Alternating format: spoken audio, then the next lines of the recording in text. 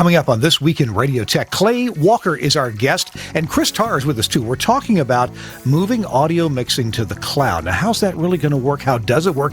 How's it working right now for some of Clay Walker's Audacy radio stations? Chris Tarr has some great ideas on this, and Clay and I just did a presentation together on it. So stay tuned. That's coming up next on TWiRT. This Week in Radio Tech is brought to you by Broadcasters General Store with outstanding service, savings, and support. Online at bgs.cc. By Broadcast Bionics with the Bionic Studio, including talk show control, social media, and visual radio. Broadcast Bionics brings exceptional audience engagement to radio and TV. By Air, featuring Playout One radio automation software, comprehensive streaming solutions, website content management, and social media tools for maximum listener engagement on the web at AIIR.com. By Angry Audio. Audio problems disappear when you get angry at angryaudio.com.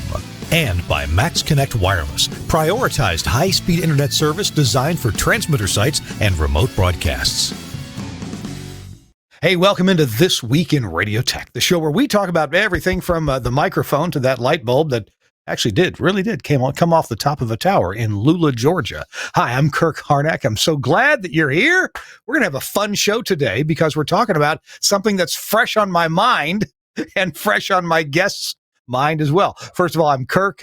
You probably know me pretty well by now. I'm riding high today because I just got word last night that you nice people in the SBE, you SBE members, voted me in for another term as a board of directors member. And that's just really nice. Thank you very much. There were, 8 or 9 people running. There were 6 board seats available. And I don't know if I came in, last out of the 6, but I came in somewhere before number 7. So thank you very much for your votes and your confidence. I've already talked to Kevin Trueblood and to Mike Downs, the executive director at SBE. So thank you very much for your vote and your support. I had to sit on my hands for at least one term. I think I sat out for 2 terms because I had timed out with a full slate of winning after winning on the board. So anyway, thanks for your confidence. Enough of that. I'm in the Telos Alliance studio here in Nashville, Tennessee, and it's a beautiful hot summer day.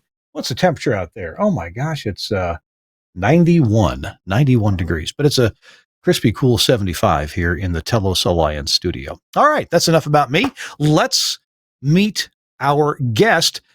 He's a repeat. He was on the show last week. And somehow it wasn't painful enough, and I conned him into being on this week. Ladies and gentlemen, it's Clay Walker. Hey, Clay, good to have you on. Hey, how's it going, Kirk? Good to see you again. And this time we're not in 105-degree weather in Austin, Texas. I also appreciate the air-conditioned coolness of home studios. It's a good day for sure. We should have a day of reverence for Mr. Carrier, who invented air conditioning. My God. Well, we've had rain for the last 2.5 weeks in North Carolina, where I'm based, and literally 3 hours ago, the humidity came back, and so did the sunshine. So, did you have a gentle summer rain, or did you have angry thunderstorms? Oh, it was angry thunderstorms, and I got 2 little kids that wanted to make sure that they were close to mom and dad in the middle of the night. Yeah. So that was fun. Last night, here where I have lived now for 19 years, in Nashville, Tennessee, just off of Granny White Pike. When we first moved here, Clay, the power was extremely unreliable. It seems like every time an errant pickup truck hit a tree somewhere, the power would go off. And sometimes we've had the power off for 3 days here. My goodness. But it's lately, then it got good for a while. They replaced a bunch of broken down telephone poles with some steel ones or some brand new trees. And but just lately, we've had some power outages. And last night, I forget why, but I was up at 2:00 this morning in my office, and the power went out like 7 times in 20 minutes. In 20 minutes. It's like, what is going on here? And it's really good for having computer equipment in your studio and audio over IP equipment in the studio. And which I think was a really good segue into the things we want to talk about today, and why bringing things virtualized and moving things into the cloud is such a good idea to avoid things like that you're discussing, and maybe manage uptime. we ought to give you a proper introduction, and your title was on the lower third bar there. Let's put that back up for Clay. And Clay, tell us about what your passion is in terms of your career and what you're doing, and then that'll lead us into teasing the bulk of our show. Sure. I serve at Audacy as the Vice President of Content Operations. I am a recovered program director and on-air talent. I've got about 25 years of time on the air and in various forms and fashions. I started when I was in high school and was very, very fortunate to run the God Squad at 15 years old and worked into a career of, hey, I want to be on the air and I want to entertain people. Then I really fell in love with technology to make the radio happen the way it does, and I'm naturally curious. And about 3.5, 4 years ago, Audacy presented a really unique opportunity to say, hey, why don't you take this tech that you love and this programming that you love, and let's make this role of content operations. So really what my role is, from microphone to the output of the processor at the transmitter site, and all the little parts and parcels kind of all comes together in one big orchestrated thing. I get to serve both program directors and talent, which I love. I love Audacy's program directors and the talent that make it that make the radio content so great. But I also get to serve our engineering teams, the ones that are on the front lines implementing, and I get to capture feedback of, hey, that may not be a great idea, and here's why. So yeah, it's a really cool, very unique, hard to pin down with one easy elevator speech. But definitely a really cool opportunity at Audacy, no doubt. It sounds like you're the programming guy that engineers wish they had, and you're the engineering cousin that disc jockeys and programmers and general managers wish they had. I can never talk to the engineer. He speaks a different language. Clay, you talk. That's a really good way to put it. You've had a dear colleague, Chuck Bullitt, on not long ago, and I love and admire Chuck, and have been very fortunate to spend time with him at KCBS at the transmitter site and hear why things have to be triple redundant for San Francisco, and Damon in Los Angeles, and Tom Finnegan in Chicago. To hear that feedback is really cool, because then you could go back to the program director that says, my station just isn't loud enough and I've got to have more processing. And you go, well, but really don't. And here's why. Or really, again, be the program director whisperer back to kind of keep everybody on the same page together. That's a really cool way of putting it out for sure. Well, I'll tell you what, we've got a pretty amazing show planned, because Clay and I got to co-present a presentation last week at the Texas Association of Broadcasters. And Clay's a busy guy. Sometimes I'm a busy guy. And shame on Kirk. What do you think? Do you think Kirk talked too long and didn't leave Clay enough time? Yeah, that's probably what happened. Clay did a masterful job of taking the time that he had left in the hour and presenting his use cases for mixing audio in the cloud or on premises, but doing it virtually. And Clay's going to have a proper amount of time on this show to really talk about this idea in depth, to see where it's applicable, where it's not, where Clay and Audacy are using it, and where they're not, or not yet, or will when it makes sense. So that's coming up. Right now, though, I want to tell you about our wonderful sponsor, and that is Air, AIIR.com, air.com. They've got a deal for you right now, and it has to do with music scheduling. And as soon as I can find my notes here, where'd my notes go? They're offering something. It's called Scheduler, of course. And Scheduler is from air.com. It's their online music scheduling program. So if you're tired of wrestling with clunky music scheduling software that's installed on your computer, well, meet Air's music scheduler. It's powerful scheduling. It's literally simplified, and it operates right in your browser. And that means you can do it from any browser, anyone that you're authorized to get into the online scheduling. So with drag and drop clocks, reusable templates, you can build a day's playlist or an entire month in literally moments. You can import your existing library, or you can start fresh if you want to, and then assign categories, commands, and audio tempo and things like that with lightning speed. Now, the cloud-based platform frees you to schedule from literally anywhere, as I mentioned, anytime. Again, there's no installation involved. You've already got the software it takes on every device you own. It's a browser. No installs, no headaches, and fully customizable rules for things like artist separation and tempo flow and title thresholds and more. You're always going to hit your station's unique sound because you set the rules. You can see issues with your finished log highlighted in real time. You can get instant fix suggestions. Yep, I like that. Yeah, I like that. No, don't play two Carly Simons in a row. That kind of thing. And you can export logs effortlessly into Playout 1, of course, into Wide Orbit, into Myriad, Play It Live, Station Playlist, and that list is growing. So try Air Music Scheduler free through September of 2025. And after that, after September, it's $60 a month per station. So are you ready to simplify your scheduling? Well, visit air.com, AIIR.com/scheduler. Or hey, just go to air.com and click on the scheduler button and you can sign up today. Sign up to give it a try. Give it for the rest of August. Hey, you got almost 7 weeks to try it out at no charge whatsoever. So please check it out from air.com. Thanks a lot, Air, for sponsoring This Week in Radio Tech. I'm Kirk Harnack in the Telos Alliance studio here in Nashville, Tennessee. Clay Walker is my guest. And Clay, Chris is here too. Hey, Chris says you might have a connection problem. Let's bring Chris in and see if, is he actually there? Hey, Chris. I'm actually here. Can you hear me? We can. I don't know about you, but I got a lot to learn from Clay. Clay meet Chris. Chris meet Clay. Hi. I know Chris, right? Chris, former Audacian, Intercom OG, and I remember working on a couple of projects. Yes, that's right. Deep in the depths of Wisconsin, man. How you been? Good. How you been? Doing good. Doing real good. And glad to know that we don't have snow in Wisconsin yet. I guess that's next week in the forecast. Yeah. We've had plenty of flooding, so thank goodness it's not winter. Yeah, for sure. Wow. Well, Clay, as you know, we've got 8 slides, your 8 slides from our presentation, and we're ready to show any of those when you want to. I did put them in your slide. I think we start with the first because the whole premise is, cloud-based audio consoles, cloud-based audio processing, and Chris, I think it's great that you just joined because you were when you were with us, you were kind of at the front end of this before I was in my role because it really did start with a standard.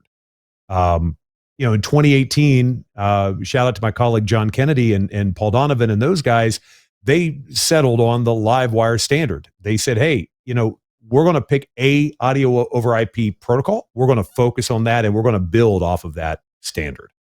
So disparate systems all over the place with mergers and acquisitions of radio stations and brought into to Intercom at the time, CBS Radio, and then eventually during COVID into Audacy. We had to find a way to start wrangling all the CADs together with a variety of systems. That picture there the first one showed pictures from the last couple of years of me on the road. You've got this really awesome PRNE console from Hartford. You've got, unfortunately, another Hartford old Wheatstone thing, some stuff from Pittsburgh and an SAS. None of these talk really well together, and we're all kind of trying to figure out how to get them, to play well with one another also while they're very much aging. Here's the other problem that comes along with not having a standard. We have support issues, right? Those consoles are great if you have somebody in that market that is an expert and can whisper BMX and can whisper Wheatstone and knows the intricacies of the SAS platform. But we're a scaled audio company. We have central teams that help support our stations and help support our teams. If they can't get in and help make a route change, if you're off the air on a Saturday night, you're called in and you're coming back to turn a fader back up on a console. That's where we really decided, hey, for a better quality of life for our engineering team and our programming teams, let's build on a platform that all of us could talk together on, and let's start one element at a time. It really began with 2 items: wide orbit automation for radio and our phone systems. Really, the first part, and as Chris, I think you were still kicking around when we started plugging wide orbit everywhere, we made a decision to say no more physical sound cards, period. Wide orbit is going to be completely audio over IP. So if you're in a situation or in a market where you're still on Wheatstone analog or you're still on a PRE something from 1980, we'll give you a node, we'll build you a baby Livewire network. But now this gives us an opportunity for our central automation support team to help you do satellite routing in off-air emergencies, to move things in and out without having a physical hardcore sound card. Then we did the same thing, adding, again, shout out to Robbie Green, who really at the time when he was working at Audacy saw this vision and really got it moving with John Kennedy and my other colleagues at the company to say, hey, the tariffs on copper line is going ridiculously high for telephone lines. So why don't we settle on a standard for telco?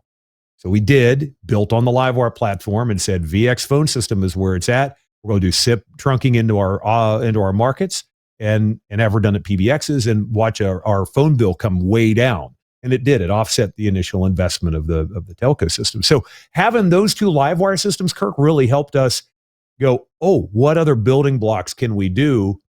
And I don't think at the time we were thinking virtualization, but once you start looking at it holistically, you go, oh, wait a minute. These are devices that kind of run on Linux, and Linux could be orchestrated in containers. And wow, wouldn't that be neat if the VX system was virtual? Or what happens if my automation lived in the cloud? Those are the interesting things that having a standard really helped us start making those, having those conversations about. I remember meeting Chris in Milwaukee years ago and showing Livewire to him and how his light turned on in his head and he got it right away. And Chris, I don't know, Chris, if you had any kind of virtualization on your mind at that point, or just simplifying the wiring between studios. Yeah, I think it was simplifying the wiring we had, and it's funny because I went to Hartford to help install the wide orbit system there. I remember those consoles.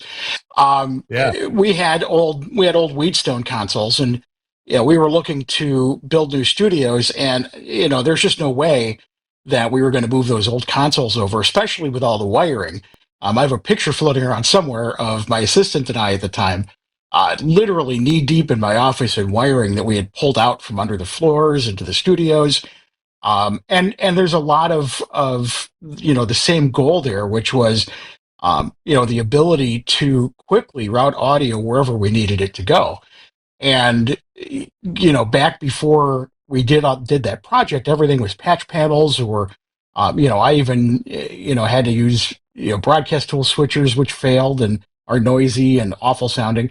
It really kind of came down to we were one of the early adopters of Axia in the group, and then we put it in Madison. And one of the benefits of that is we were able to connect Milwaukee and Madison together.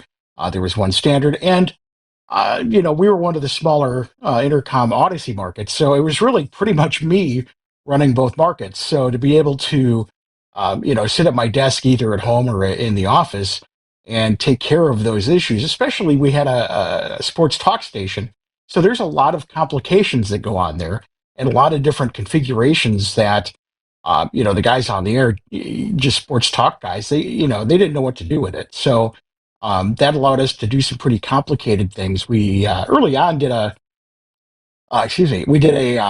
regional sports talk show that was syndicated, and we used the Barracks Reflector service. We were able to use with Wide Orbit and the what was the name of that software, Kirk? That handles all of the macros and things for Wide Orbit. Pathfinder. Pathfinder. Yeah. Pathfinder. Okay. So we would use. Yeah, so we set up, it's been a while, 5 years. With Pathfinder, we set it up so that when the local announcer hit a break for Wide Orbit, it actually triggered a chain of events to send alternate audio down the barracks boxes to the affiliates and, all those sorts of things. So, early on, we did have automation on our mind strictly for that.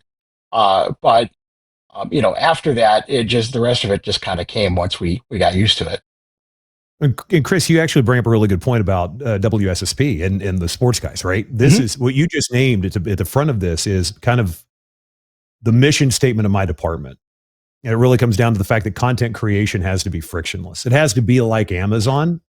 because more and more of our content creators are coming from the social world. They're coming from having one tap on their phone and they're on to 100,000 followers.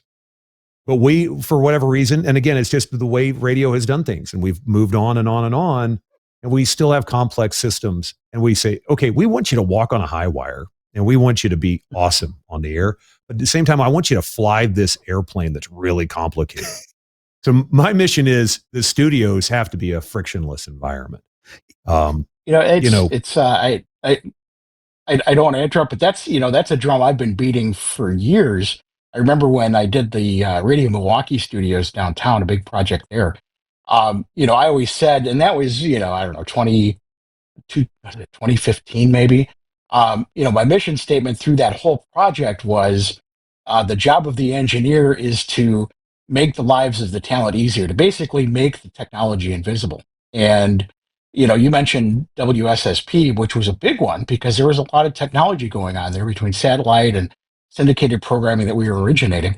But also, even things like we started to automate things like VoxPro, where when they hit record, it turned on the on-air light outside so that people weren't walking in while they were recording. But now with my stations here, it was the same thing. I walked into a situation where each building was had wired studios with old equipment. I've converted them now to all Axia, and that scales really well for us being, we're 20 some stations, small market stations. We've got it. We were able to learn how to script and change the Simian software that we're using to be able to change routes on nodes. And that's huge because, for example, when we're doing high school sports, we don't have to have a board operator there because they can log in and we have it all macroed out on Simian, where they log in when the time comes. Simian flips open their through the Axia node, creates a mix of Simian and them, and all of these things that are automated for a small market station. We save a board op cost, which is huge. So those are sort of the things that I know when Audacy kind of came to be. I know, John, that was his big thing organization-wise, because Intercom was the same way, where every market was an island, and there came to a point where we were running, we were running Maestro. There are other places running Audio Vault, all these different things, and so to get together and create a standard.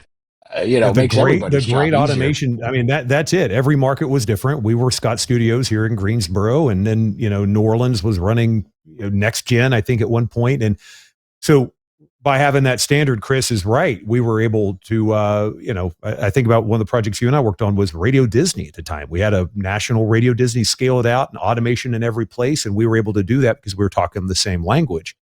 So we've been adding layer on layer to just keep talking the same language. A quick talk about that. I remember when we rolled out Radio Disney, and it was interesting because it was kind of a last minute deal, and a lot of us didn't have automation systems capable of doing that yet. And I remember getting a call from John Kennedy saying, hey, we're going to do this. We need to have some way to insert legal IDs and public affairs programming. So the first revision was this little box that I had found with an SD card that you could record the stuff on, and it took triggers. And so, top of every hour, we just had a trigger that rolled it right over the programming. And eventually they went, oh yeah, we probably need to get wide orbits in for all these stations running Disney. So I remember that very well. And that's a great example of that was kind of the start of all of this. And it was, again, being very creative and finding new ways to pull this stuff off and ask the right question. So that's really it. Like, you build the standard, and now we can apply a mission statement to it. Studios aren't station-centric anymore. Kirk, I think you're coming up on a break. I can see it in your eye. I am, but actually, you guys are heading in a great direction here, because on the one hand, Clay, your first slide showed all these different consoles, different markets, and isn't that the way that we used to do it? I was on the front end of selling Axia systems into radio stations, and I'd go into to different stations of the same company, in different markets, and they'd all have different equipment. There was no standard because you, Clay, related. You said what we want is content creation that's frictionless, and it used to be that frictionless content creation means that you bought the audio console that made the talent, the most important talent, whoever that was, happiest, or did the job. But if you had a talent that says, I have got to have an SAS console just exactly like Rick Dees has, okay, well, we'll get you one of those. And so there were things that went into frictionless content creation, but that equation has changed now. And in fact, after the break here, Clay, we're going to get into your position that studios and the equipment selection and how that works is now more driven by what's the format. Is it people talking around a desk? Is it sports? Is it straight ahead news talk? Is it a music with a one live morning show? What's the format? That's going to determine how we're going to build a studio. You don't need a full news desk and sports talk facility to play mostly automated songs. And so I think we all get that, but you've kind of pinpointed this. And so when we come back, that's one thing that we're going to focus on. Hey, our show is brought to you in part by Broadcast Bionics and the Virtual Rack. And Virtual Rack is one of the several ways to implement the kind of technology that Chris and Clay and myself are talking about as we move through today's show. You can put your entire air chain, if you want, in one place, and that is in a special server. Actually, the server is pretty ordinary. It's the software that goes on it. In fact, if your radio station is in some far-flung country, then the folks at Broadcast Bionics will encourage you to get your own server, and they will install their software on it. What is their software? Well, these containerized programs are actually a little bit complicated to install and to manage, and to make sure all the right logical hookups are done inside the server. You've got you have LANs inside that are virtual that have to be right, and you got to get your IP addressing correct and your subnets exactly right. Well, one way to do that is to buy Virtual Rack from Broadcast Bionics. And when you do that, you get a box, you turn it on, you browse into it, and you see that stuff on the screen right there? You get like an app store of different apps that you can install. You click on the manufacturer, whether it's Ferncast, Sound4, Telos, or 2WCOM. And from there, you pick the app that you want. Oh, I want 2 audio processors, and I want 2 mixers, and I want some codecs from 2WCOM, or I want some mic processing from Sound4. There's lots of things that you can choose from. You click a button to install. Within a minute or two, the software is installed. You give it IP addresses, a couple of parameters, and you're ready to go. Well, you're ready to go, except you're going to need to pay for the software that you put in, but it gets installed, with no trouble. Then you can license it from the respective manufacturers. And what this does is it gives you a beautiful management console for the stuff in your broadcast facility, in your virtual rack. And you can get 2 virtual racks, one to back up the other as a hot swap backup. They check each other, every couple of seconds or so. And it makes for a very professional operation. And guess what? You don't have to be an IT expert or a Linux expert to make this work. There's demos. You can see them videos there. You can click on. This is their website from Broadcast Bionics. You go to bionics.co.uk and look for Virtual Rack. We have a link in the show notes, and you can click and watch these videos from Dan McQuillan showing off Virtual Rack. This is an absolute wonder. We showed this to the engineers at Telos Alliance who have come up with this containerized software, and they said, wow, that's pretty cool. So check it out from Broadcast Bionics and the mind of Dan McQuillan and his development staff there at Broadcast Bionics. Thanks, Dan. Thanks, Broadcast Bionics, for sponsoring This Week in Radio Tech. Remember, the links are in the show notes for today's show, or just go to bionics.co.uk. All right. We're here with Chris Tarr. He's joined us, and also joining us, Clay Walker. And Clay, I want you to, if you don't mind, just jump right ahead into this slide and the things Sure. about standardization based on content. Yeah, and again, the mantra we were saying is content creation has to be frictionless, and meaning this is kind of what we operate under now. Studios are no longer station centric. So when we're building new facilities, they're content centric. So you don't have, KSPF, that's their studio, and it's a room that even if it's automated for 5 hours a day and 2 channels are potted up on the console burning electrons, nope, that's a room that could be doing other things in addition to being a control room. It has to be content centric. Content happens everywhere. So how do our facilities support our talent anywhere at any time, at any moment? Talk about Dallas. We're in the middle of a really cool Dallas build. We're building them a new facility and should be in there any minute. Our partners at KRLD, one of the questions that the brand manager asked me yesterday was, hey, we want to upgrade our ability to when we're out on the street to do live shots. And we want, I'm like, well, great. I've got a solution. It's being built in your new facility now. Content has to live beyond the linear broadcast. So podcasts, like we're doing right now, video podcasts, video live streaming, all that stuff has to happen too, but the tech layer's got to be transparent. Kirk, you made a point in our TAB presentation about jocks want windows, jocks want, was it cushions? They're not ever really talking about the buttons. Yeah. Cushions and daylight. That's how this goes. Our mission is building a facility that looks like this, and we're really rocking. So we got the standard, we've got a mission, and it really turned into the multi-platform studios that we're designing today.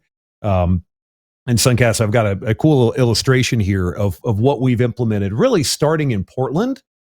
We did Portland, Sacramento, San Francisco, just finished Phoenix a couple of weeks ago with the help of the Radio DNA team.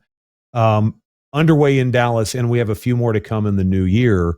But they are all very well laid out the same way with the same structure. You have wide orbit automation that has the ability to go to any market at any time. So we have a lot of multi-market voice track talent, or maybe to do live stuff for another market. They have that ability with the right credentials to get anywhere. We do automated camera control based on audio input using some fun with Pathfinder and vMix, which is what this, Kirk, I believe this show is powered by. Great video production tool. And we do some AI text-to-speech editing and stuff. So it's easy for the content creator to drag and drop, go into the tool and say, that's where this thing happened, clip it, drop it into your social media tools. It's a flexible AOIP console. We've standardized even down to the content type of what kind of Quasar console you receive. If you're a music station, you get a 12 fader Quasar. If you're a spoken word station, you get a 16 fader Quasar. Unless you're in a major market and need a giant frame, we're hard pressed to believe that you need more than 12 on a music station. Any source, anytime, any channel, anywhere, your profile follows you in the building. It's all powered by Livewire. No physical audio even comes through the room. So when you have a live morning show and then it kicks over to tracks in middays or whatever, the room's dead. So now it's a place to do production. It's a place to do podcasts, interviews, not just for your market, but for anywhere else in the company. And what's so nice about this standard, and this is the business guy in me coming out, is now we're able to scale this up and say, I'm going to build 5 markets next year. This is how many I know I'm going to need of all of the parts. And now I could go and say, Telos, we're going to need you to build these things at this time frame, and I need X amount of them. So ramp up production, go ahead and start acquiring fader modules and MTS modules, start staffing up. And I know that most of the manufacturers really appreciate having lead time, and then they're also able to competitively bid out and operate. So, having a standard is way more than just the content part. There's the business part of it there as well. That was really the beginning of standard. All right, now we've built a physical studio. What can we do to bring this up into a place where maybe we want to start lifting and shifting? And instead of building a market with 24 racks, what happens if I build it with 5? Or my new personal challenge, what if I built that market with 1? Like, what if you did 1 rack? How much of the stuff that we have today could be put up in the cloud? And boy, it's amazing when you start looking at those same elements that in that studio is this virtual multi-platform studio we designed using your employer's products. We have an Altus mixer.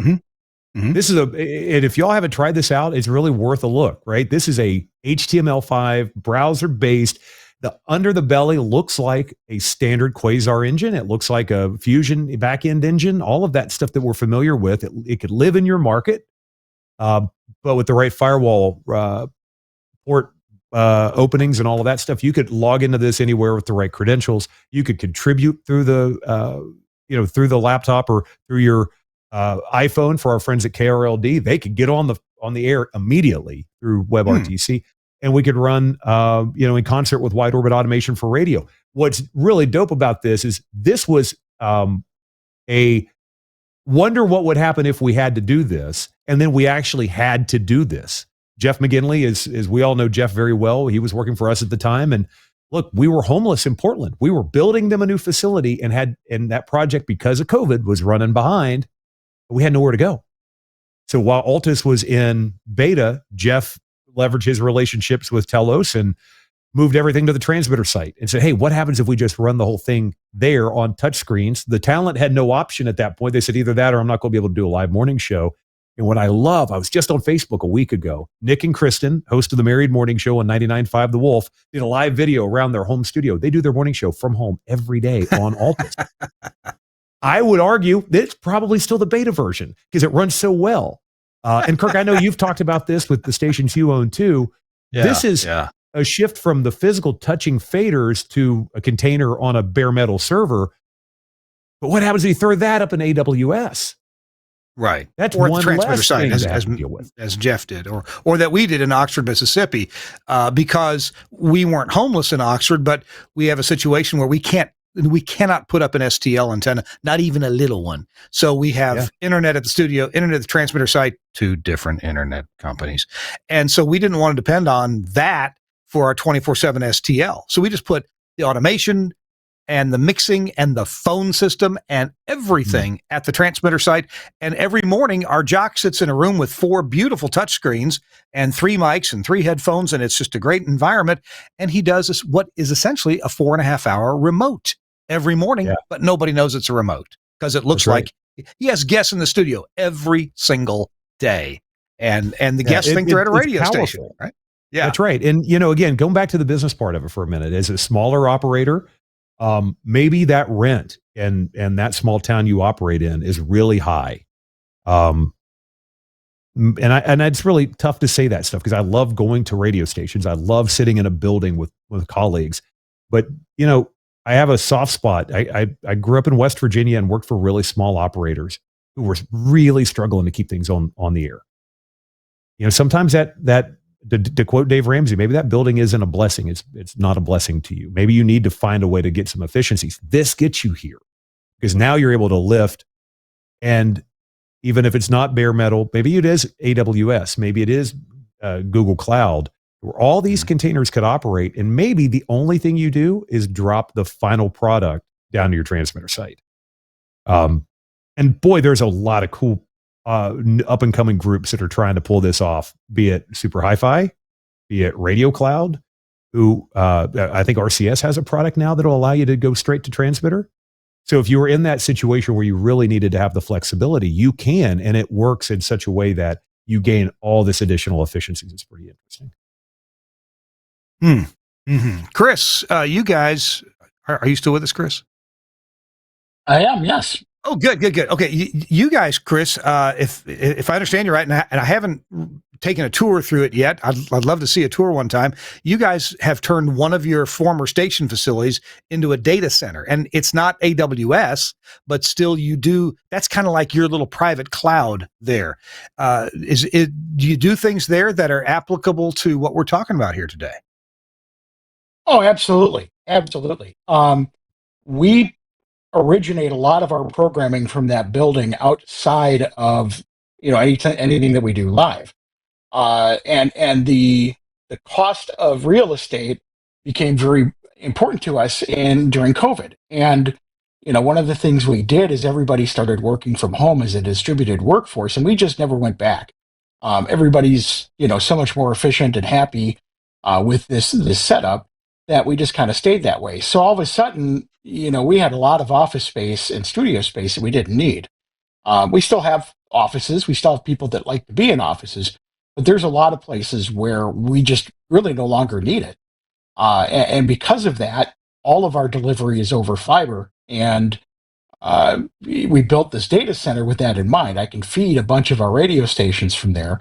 And one of the benefits of that is, just like certainly not the same scale as Audacy, but we have stations all over the state, 20 some signals. And it's not easy if there's a failure, and we're not cloud based. So it's not easy when there's a problem in La Crosse for me to get there from Milwaukee. That's a 2.5 hour drive.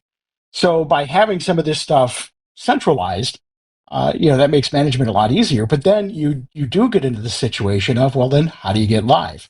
Well, with the combination of Axia and things like zip streams and things like that, we can do that. And it's very easy to switch whatever station we want to put on whatever frequency. We can do that. We talked about that a few weeks ago when I had a station in Toma, a classic country station. Their studio went down, and I have a similarly formatted station down near Madison, and I was able to quickly route that audio to the translator, or the station rather, in Toma, and we just kind of had some fun with it, put some promos on the air, and that sort of thing. But it came in clutch, really, and to be able to switch that is so easy. Just another example is today when we're getting ready for high school sports. I wanted to go through and test everything, and invariably somebody had the wrong station in their headphones or whatever, and I was able to reset the mix minus, but. We're not to the cloud yet. We're dabbling in it. What we do is we have backup machines at each of the transmitter sites, and those are actually connected to things like Max Connect and stuff like that. And we mirror the audio between the two machines, and that way, if we do lose something, from one of the studios or from the data center or whatever, those machines take over.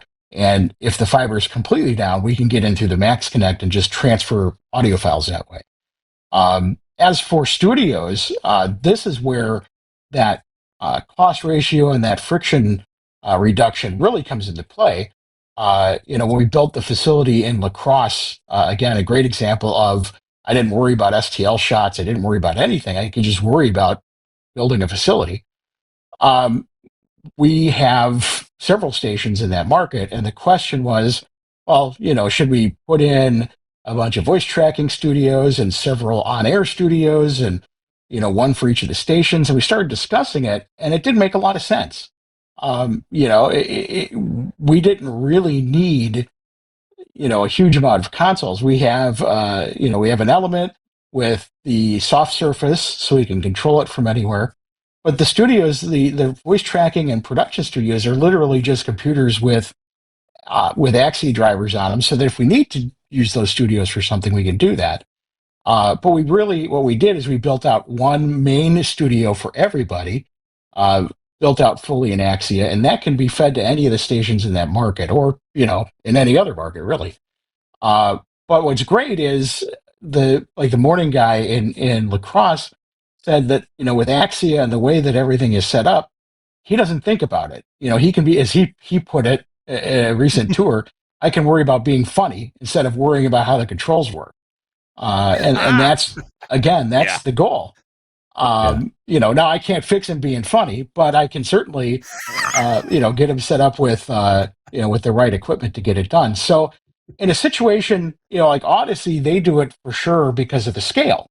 In my situation, I mean, obviously there's some scale there, but there's also the fact that we're a small distributed workforce. So we need to have those efficiencies. And those were things we didn't have when I first started. That was one of the reasons I got this job, was we needed to standardize on these things. And it's been great for everybody, because now you walk into any building, you know what automation's running, you know what consoles we're using.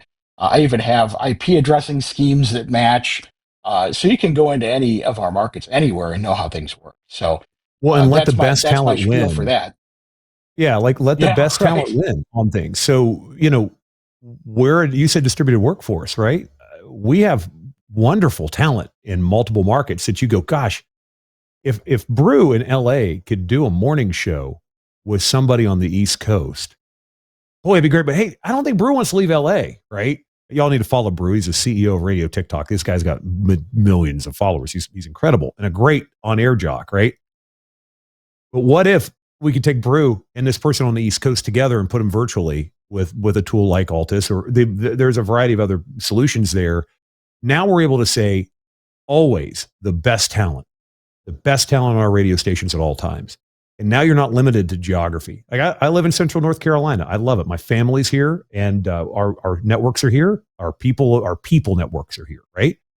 I can, because of virtualization and because of a great network backbone and all these things that we built during COVID, I could really impact 40 plus markets every day from here. Let the best talent win.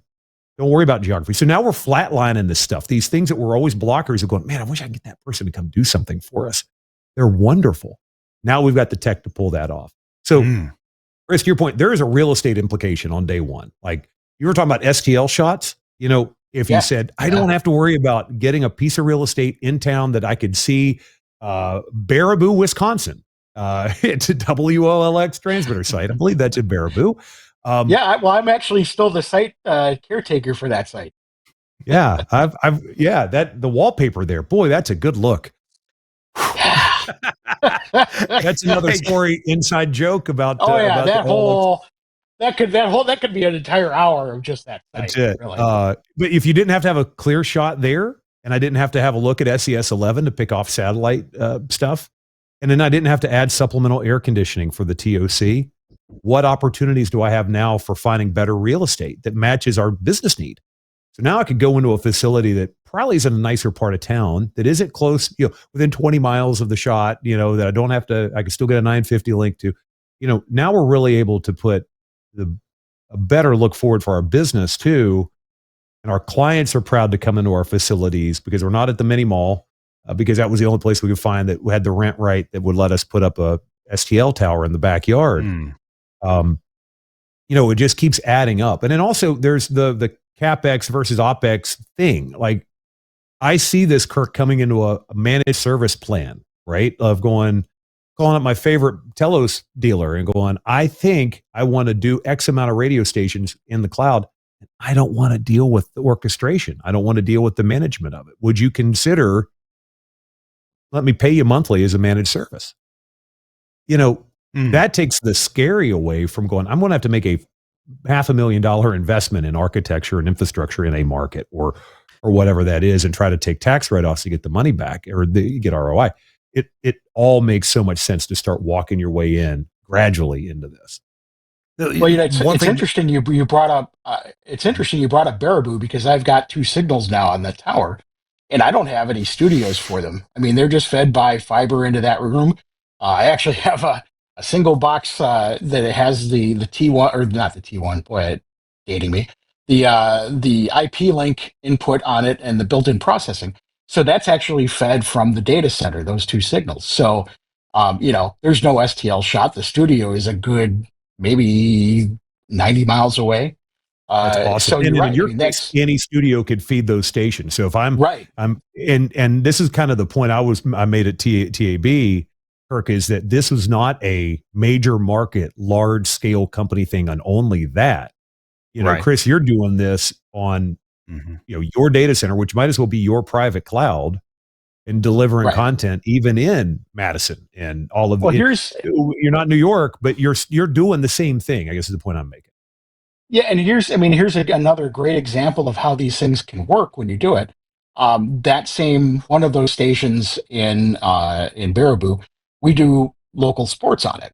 And the situation is that the place where it's a little interesting, the closest studio for us is Reedsburg, which is down the road a little bit.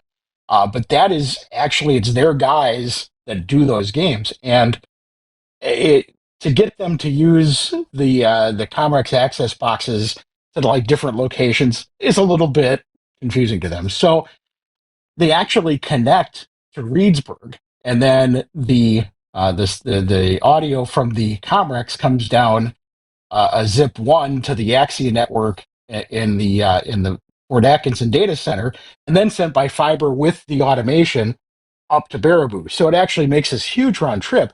it's completely seamless, and it makes life a whole lot easier because there's just one connection they need to remember for the Comrex, and they just connect, and I can send it wherever it needs to go, whatever station anywhere in the state it can go, using, because with Axia, I just got to say, okay, zip one, this is the feed you're taking, and this is where it's going, and you're done. Guys, we got a break here, and coming up after the break, we're going to have call letters and examples. Clay's got a couple of slides with station logos, call letters, and as I like to say, we've got drums and call letters coming up next. This week in Radio Tech with Chris Tarr here, and Clay Walker is our guest. We're talking about virtual mixing in the cloud, and Clay's now right after the break here has got some examples of stations that are doing this or moving in that direction. So Clay will have that coming up shortly. Our show is brought to you in part by Angry Audio. And I asked Clay, I said, what Angry Audio products, if any, are you using right now? He says, we love these guest gizmos. We use them. And I said, well, awesome. And normally when Chris is here, we talk about mic processing, but I know Chris is probably not. Chris, you're not on your mic processor today, are you? No, see, it's an interesting situation. My wife's starting to work from home, and right now her desk is right next to mine. So I'm letting her work. I'm up here. Then when the kid goes off to college, then we're going to move her into there, and we'll be better. This show has got to be super annoying to her. So I'm glad you're not bothering her. Yeah, that's right. I'm upstairs in the living room. I'm gonna put Clay in the hot seat for a second. Clay, I'll set you up with an easy one here. We'll tee it off to you, and that is, Clay, tell me what you like so much about the Angry Audio guest gizmo. I'm a big fan of the fact I believe this is the same as the headphone amp, right? This is it. This is really. I'm sorry. I said guest gizmo. I meant to say headphone gizmo. Gizmo's kind of got the same guts on it. That's our standard. I talk about standardization all the time, and we want to let the best person win. This is it.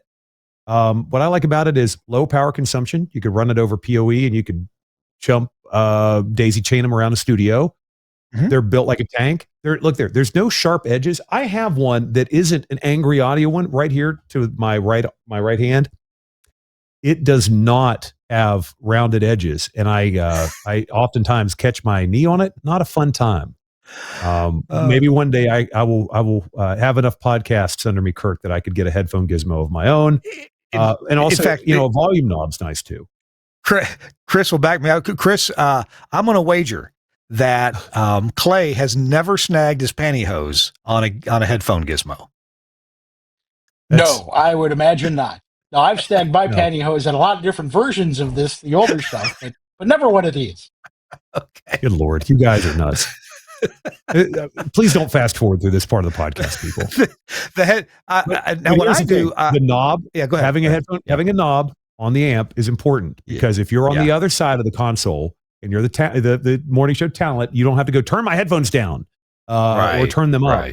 And you have that ability here too. They're built like they're built like a brick, house, and the price is right too. If you're building a whole bunch of these, you got to have a bunch of these in your studios. Now, Chris, you may have a different policy. I use the headphone gizmo, what we've been looking at on screen there. I use that one for the operator position. And then I use the guest gizmo, the one that mounts on top of the cabinet that has a mute button on it. So a guest can cough or, whatever they need to do. And it has a headphone volume control on it too. And it's the one that you drill a round hole, but it's a square looking box and it just covers up the round hole beautifully. That's the guest gizmo. When I built the WSSP studios, all we had back then was the Axia controller with the on-off buttons and the headphones. But I've been getting these headphone gizmos for our studios as we install Axia and we build new facilities. Because they drop right in, and those are great, especially if you're doing talk shows. Now, in our case, we don't have any real major talk shows, so we just have headphone gizmos. And then the operator turns the mics on and off because we don't really need to have cough buttons or anything like that. But they're built so well.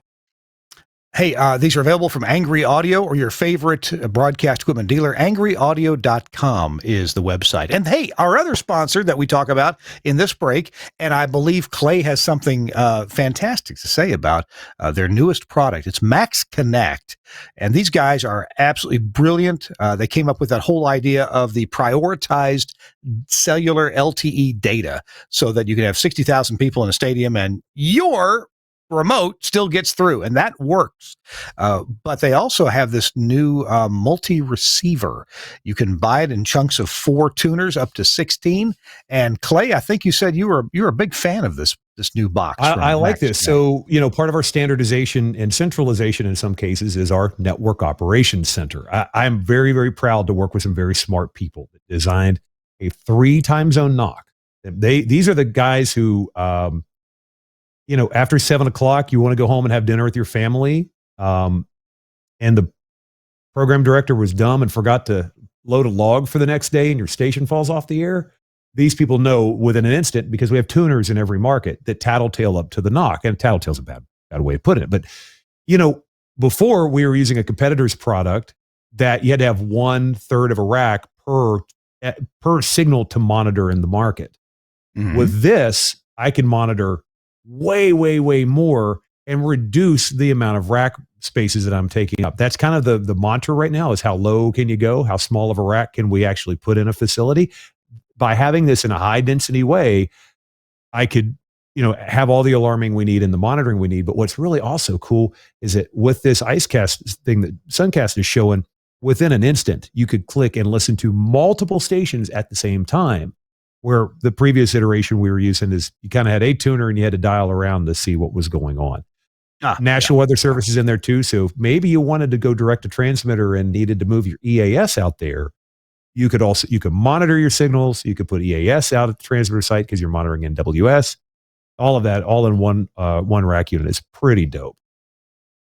It is cool. And it's for the folks at Max Connect who have put this thing together. I gotta introduce this to my business partner, Larry Fuss, because Larry typically listens to at least three different Alexas at the same time in his office, listening to, or when he's at the apartment in Mississippi or in Hawaii, he's got 3 radios going all the time. Gosh, so I need this one box. You can listen to everything at the same time.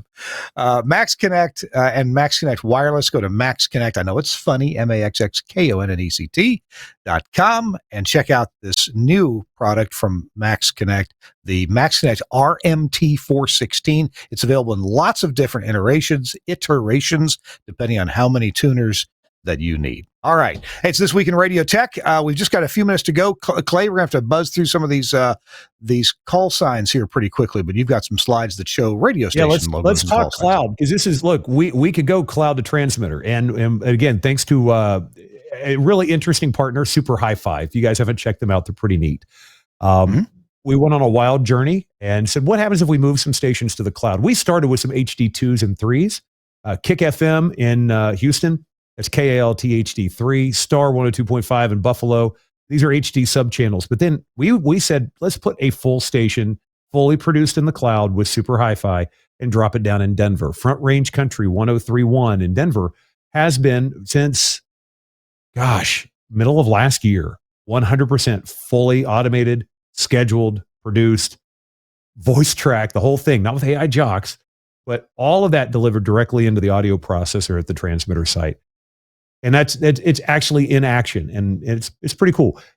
And other partners, we're experimenting and seeing what can we do? What can we do to orchestrate? Because, if we're not, and again, I'll put the business guy hat on here for a second. If we're not spending all this money on giant TOCs, we can reinvest in talent. We can reinvest in sales experts to go out and try to connect with local businesses and make really big things happen. If all we're talking about is sending music to the transmitter site. Okay, good deal. And you've got some of these working right now. And you said you started on some HD2s and 3s, but now you have some real, by golly, the first station is it's an HD2 driven to a translator. It's a big super translator that looks like a Class A when you look at the coverage map in Denver. But a real station with real billing that does real stuff. It was a really cool experimental station to put on and to see what we could do. in what I believe is I feel like I've got one of the coolest jobs in radio right now, because we experiment a lot and we ask these questions like, what happens if?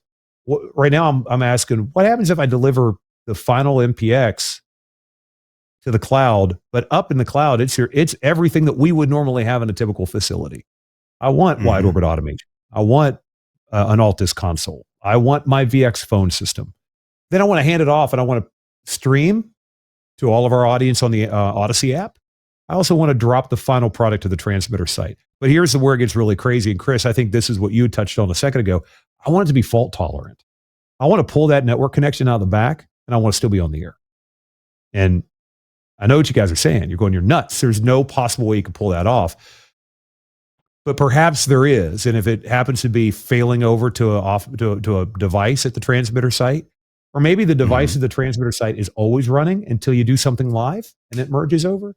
These are the things we're poking around at and go, what happens if? Because the business need, I think, is there and would be supportive of it. And I think our talent, more than ever, are really supportive of the frictionless content creation studio and working in the cloud. They're already doing this in Instagram and TikTok today. Why can't it be like that with radio? One of the things, and Chris, I bet you have a comment about this, that we have to be careful about is, in so many areas, engineers, we are geared to think of backup means. We're geared to think, okay, if the transmitter dies, what do we do? Oh, guess what? We have this N+1 FM transmitter over at this site. It's a couple miles away, broadband antenna. I can put on any frequency and I can send any of our station's audio to it. We have a backup plan. Or maybe if you have a backup transmitter, I mean, I've had many transmitter sites that had a whole transmitter just sitting there waiting to be the backup. Or maybe I've got, I have some sites got a combined big honking 40 kilowatt FM transmitters, 220s combined together. Well, if one of them fails, guess what? You've still got the other one. You can do maintenance on one and be on the air with the other. There's lots of situations like that. And today's modern solid state transmitters, lots of times you can, be working on a couple of modules and still have the thing on the air, plus have a backup somewhere. Okay. So the point is, engineers, think about backups. Do you have a backup way to get audio? I mean, sure, you got your automation system, but you've probably got some, a couple hours of automation or format on a computer somewhere or on a thumb drive. You've got means of doing it. I hear so many engineers think, well, what if the internet goes down? Then I'm off fire. Well, is there more than one way to get internet? I think so. When you pointed it out, Kirk, this is it. It starts with the backbone. And I think I buried the lead. You have to have double or triple redundancy. You need an SD-WAN solution. You need something that gives you survivability. Yeah, Chris. Well, I think, too, it requires a different way to think about backups, because you're right, as engineers, we think about backing up the transmitter, but these things are all new. And I was going to use this as an example with the Max Connect ad. I posted this on Facebook the other day. I had a translator site, again, a big, same kind of thing as he's talking about in Denver, big coverage, and it's fed. The only internet I could get out there was through a wireless internet provider. And it actually is, I know the guy personally, he's helped us out. He keeps a good eye on things, but, and in 4 or 5 years, we've never had an outage until this past weekend when there was these huge storms. And it knocked out almost their entire statewide network. And it was going to be a couple of days of not having that network. So Max Connect, bring it over there, plug it in, and we're back on the air because of IP delivery. I mean, it doesn't matter what the format, how you're getting the internet, as long as you are. And then we've got situations like we have one of our big signals in Madison. And, I've got, my primary is IP delivery. I do have an STL backup, and I've got an on-site automation system that's synchronized with the home, with the one at the server room or the TOC, and those synchronize. So literally, if any of these connections drop, it seamlessly goes to the automation system at the transmitter site. Another example that I have is in La Crosse, same kind of thing where I've got some multiple ways to get audio there. But we were kind of asking, well, what happens if we just can't get audio delivery there? Well, I've got a Max Connect plugged directly into an automation system at the transmitter site, and I have a file copy that just synchronizes the the studio simian and the one at the transmitter site. So again, if everything fails, it seamlessly transfers. But you've got to think of those things. And it's hard when your entire life has been spent having backup studios and backup transmitters. This is a whole new ballgame. Guys, we got to take our last break. And when we come back, it'll be time for a tip of the week. And Clay, I kind of like your last slide about, hey, this isn't just for big operators, but your tip can be about anything. Our show is brought to you in part by the friends at VoxPro. This is the tool that so many really big talent, really good talent that just can get so much done, love to use in their studio. So let's hear about VoxPro. We'll be right back. Hey, what's happening? St. John here, coming to you from Command Central, and wanted to tell you about the absolute best partner you can have in radio. I'm talking about, boom, Wheatstone's VoxPro. Now, a lot of folks have used previous versions of VoxPro, all awesome, but I want to tell you about some of my favorite new features in 7. And for folks who've never used VoxPro before, I'm about to tell you why it's an absolute game changer and essential for really fast-paced multi-element radio. Lots of different audio software out there. Why VoxPro?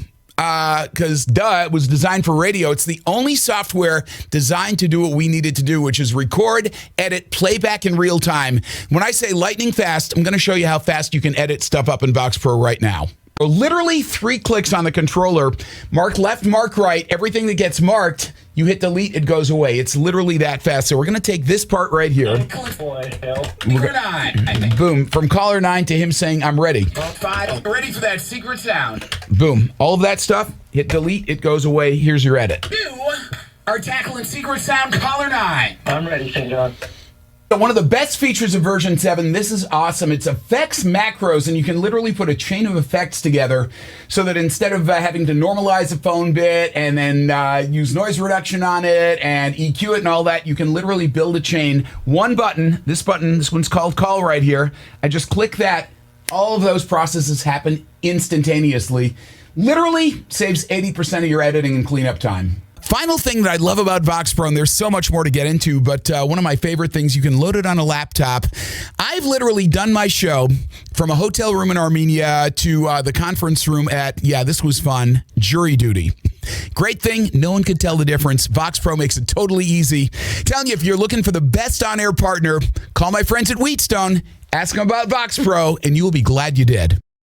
And actually, if you want to get a great price on VoxPro, call Broadcasters General Store. They're a dealer for VoxPro. And hey, I just met up with the BGS people last week at the TAB show near Austin, Texas. And what wonderful people, good friends, just good friends in life, good friends in business.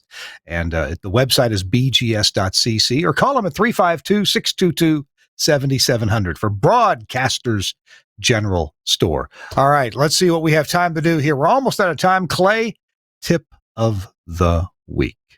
I'm going to give you the theoretical tip because I didn't bring my greenie with me today. It's have an open mind and be curious, because the way we've always done it doesn't get us any further than where we already have been. So when we say things that kind of make us uncomfortable, to go, I'm going to move that to the cloud, or I'm going to move that to a container. The best tip today is just be curious. There's a new iOS update that's that iOS 26, I think it is, that does so many different things to this little rectangle that we carry around all the time, and we have no problem doing it. We get nervous on the fear of the unknown, so let's be curious and try new things together. That's the best tip I can give anybody if you're starting out or been in this for 50 years, and just see what tech is out there to make our days so much better. That's great advice. And Chris Tarr, curiosity has not killed you yet. Yeah. No, about that? No, I have. Unfortunately, I've been okay. But, again, credit to Audacy and the minds there. I know early on when it was Intercom, I was encouraged to come up with new ways to do things. And I still remember calls from John Kennedy, hey, I need you to put together something to do this. And that was a lot of fun. It's obviously on a much bigger scale now with Audacy. But, Clay hit something on the head. And I used to have this hanging in my office when I had an office at Intercom. And it's the Grace Hopper quote, "We've always done it this way." The most dangerous phrase in the language is "we've always done it this way." And I firmly believe that.